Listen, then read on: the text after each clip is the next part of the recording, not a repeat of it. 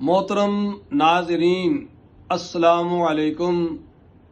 رسول اکرم تاجدار انبیاء رحمت للعالمین حضرت محمد صلی اللہ علیہ وآلہ وسلم صحابہ کرام رضی اللہ تعالی عنہم کو دینی اور دنیاوی لحاظ سے فائدہ پہنچانے والی باتوں اور عمل کی تلقین کیا کرتے تھے۔ انہی باتوں میں سے آپ صلی اللہ علیہ وآلہ وسلم نے انہیں اسم اعظم کے متعلق آگاہ کیا تاکہ امت اسم اعظم کی برکت اور وسیلے سے اللہ تبارک و تعالی کی بارگاہ میں دعا کر کے اپنی دعاؤں کو قبولیت کا درجہ حاصل کرا سکے۔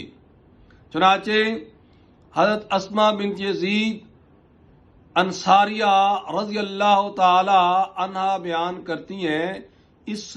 روایت کو سنن ابو داؤد نے حدیث نمبر 1496، جامع ترمذی نے حدیث نمبر 3478، اس کے علاوہ اس حدیث کو سنن ابن ماجہ، مسند احمد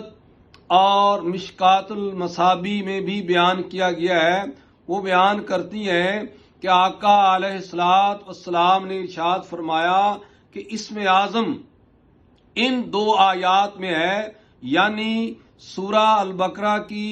آیت نمبر 163 وَإِلَٰهُكُمْ إِلَٰهٌ وَاحِدٌ لا الہ الا هو الرحمن الرحیم، اور سورہ آل عمران کی ابتدائی دو آیات الف لام میم اللہ لا الہ الا هو الحی القیوم۔ شارحین حدیث فرماتے ہیں کہ چونکہ ان دونوں آیات میں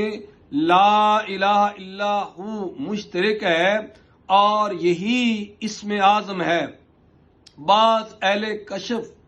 بزرگان دین کے نزدیک ہوا یعنی اللہ اسم اعظم ہے، اور محدث جزری رحمت اللہ علیہ کے نزدیک لا الہ الا هو الحی القیوم اسم اعظم ہے۔